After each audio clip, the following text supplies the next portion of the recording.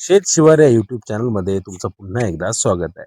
तर आज आपण अशा एका भाजीबद्दल माहिती घेणार आहोत, जी भारतातील जवळपास प्रत्येक घरामध्ये खाल्ली जाते आणि शेतकऱ्यांसाठी सुद्धा फायदेशीर पीक मानली जाते. ही भाजी म्हणजे वांग, ज्याला आपण वांग्याची भाजी म्हणून सुद्धा ओळखतो.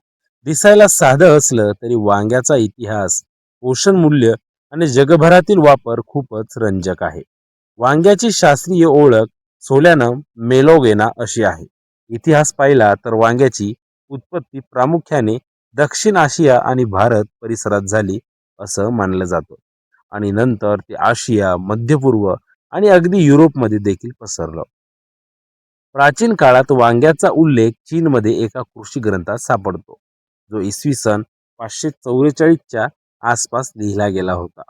अरब व्यापाऱ्यांनी हे पीक मध्य पूर्व आणि भूमध्य समुद्र परिसरात नेले आणि नंतर ते युरोपमध्ये पोहोचले. अशा प्रकारे वांग्याचा प्रवास भारतातून सुरू होऊन जगभर झाला. आज जगभरात वांग्याची मोठ्या प्रमाणात लागवड होते. उत्पादनाच्या बाबतीत चीन हा जगातील सर्वात मोठा वांग उत्पादक देश म्हणून ओळखला जातो. तर त्यानंतर भारताचा दुसरा क्रमांक लागतो. चीनमध्ये सुमारे दरवर्षी 37 ते 39 दशलक्ष टन एवढं वांग उत्पादन होतं. तर भारतात सुमारे 12 ते 13 दशलक्ष टन एवढ्या मोठ्या प्रमाणात उत्पादन होते. यावरून वांग्याचे जागतिक महत्त्व किती मोठे आहे हे लक्षात येते. वांग्याच्या जातींची विविधता देखील खूप मोठी आहे. नैसर्गिक आणि सुधारित मिळून शेकडो प्रकारच्या जाती जगभरामध्ये वांग्याच्या आढळून येतात, ज्यामध्ये रंग, आकार आणि चव यामध्ये फरक दिसतो. काही वांगी गोल असतात, तर काही लांबट, तर काही हिरव्या, जांभळ्या, पांढऱ्या किंवा पट्टेदार रंगाचे असतात. भारतात देखील स्थानिक परिस्थितीनुसार अनेक देशी व सुधारित जाती विकसित करण्यात आल्या आहेत. आहाराच्या दृष्टीने बघितलं तर वांग्याचा वापर जगातील 80 पेक्षाही अधिक देशांमध्ये करण्यात येतो. विविध पदार्थांमध्ये याचा वापर केला जातो.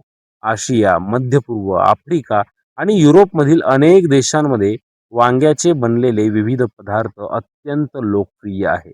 भारतात तर वांग्याचे अनेक पारंपरिक पदार्थ तयार होतात. जसे आपण बघितले तर वांग्याचे भरीत, वांग्याची भाजी, वांग्याचे भरीत भाकरी, वांग्याची भजी, वांग्याचे भरलेले प्रकार म्हणजे ज्याला आपण स्टफ ब्रिंजल असं सुद्धा म्हणतो. तसेच दक्षिण भारतात जर आपण बघितलं तर वांग्याचा सांबर किंवा करी बनवली जाते. मध्य पूर्व देशांमध्ये बाबा गणूश नावाचा प्रसिद्ध पदार्थ वांग्यापासून तयार केला जातो. तर इटलीमध्ये वांग्याची लसग्ना किंवा पार्पिनाजा बनवली जाते.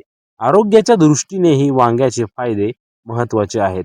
वांग्यामध्ये fibre, potassium, manganese, vitamin B6 आणि अँटीऑक्सिडंट्स आढळतात, ज्यामुळे पचन चांगले होते, हृदयाचे आरोग्य चांगले राहते आणि शरीरामधील कोलेस्ट्रॉल नियंत्रणासाठी चांगलीच मदत मिळते.